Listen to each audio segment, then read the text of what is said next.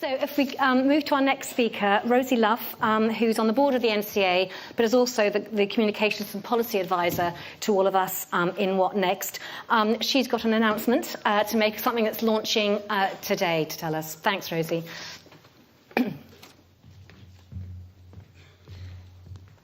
So yes, hi everyone. Obviously I'm not Cassie Chasiterton. They've just swapped one arts activist from the Midlands for another arts activist from the Midlands. So hello. I, as Sally says, I do the politics and the communications and the campaigning for What Next nationally. I'm also very lucky to be on the board of the NCA. And I'm here today to tell you about an exciting new project that we're working on together. I'd like you to imagine, if you can, what it must be like to be a local councillor at the moment, or just in general. It's a really, really tough time to be working in local government. We all know funding is going down drastically, drastic cuts. We're on the brink of seeing one local government, a local association somewhere going bankrupt. And in general, people know very little about what it is that local authorities and local councillors do. And the people that do know what councillors and local authorities and local cultural officers do very, very rarely say thank you. We collectively know about the trauma of working with local politicians that just don't get what we do.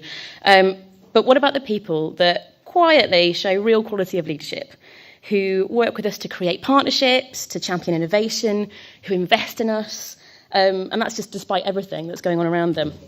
So that's why What Next and the NCA have teamed up to launch Hearts of the Arts. It's a way of saying thank you to the people that get it.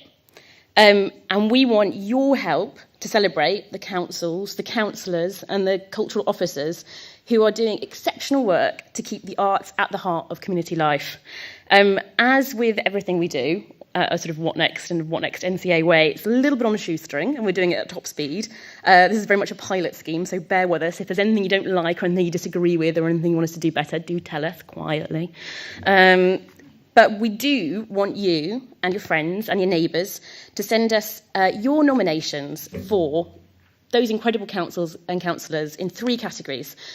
Best Local Authority Initiative, so that's a really broad category, which is everything that talks about, it could be strong leadership or a particular project or a particular partnership or the sustainability of an initiative. The Best Local Authority Arts Champion, if there's one person that's really stood out and really put themselves out there and really gone out on a wing and a prayer to support the arts.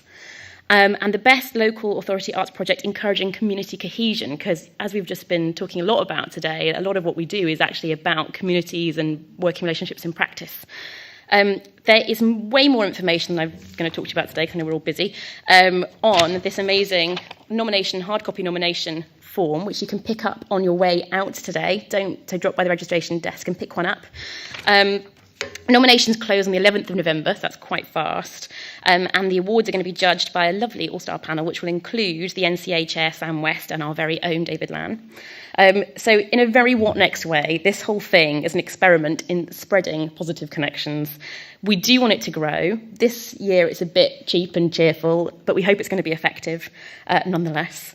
But we do need your help in showing the good guys, those good councillors, those unsung heroes, that we love them and setting a good example.